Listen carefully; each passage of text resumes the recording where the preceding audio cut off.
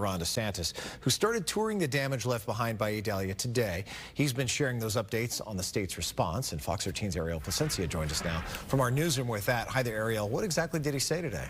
Well, he said it was heartbreaking to see some of those families, especially those in the Horseshoe Beach area, who were just getting back to their homes this morning and realizing the extent of the damage to their property. The cleanup process really only just beginning, and we've learned the president is planning to come to the state Saturday morning, likely to visit some of the hardest hit areas himself. We've seen a lot of really heartbreaking damage. From Cedar Key to Horseshoe Beach to Steinhatchee, the governor saw firsthand what Hurricane Idalia left in her wake after making landfall Wednesday morning. It was all very raw.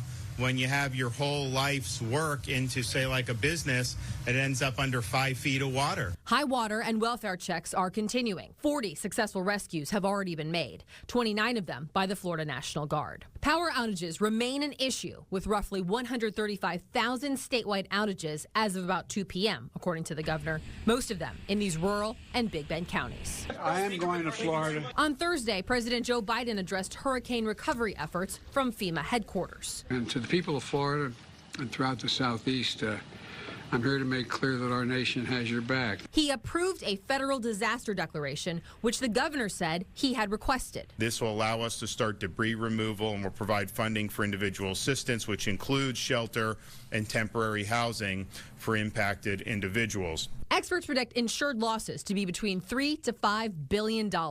Those numbers stemming from the fact that the storm made landfall in a pretty rural part of the state before moving through other sparsely populated areas. A lot of these folks are going to need some help, particularly in these next weeks and months, and we want to be there to be able to do that.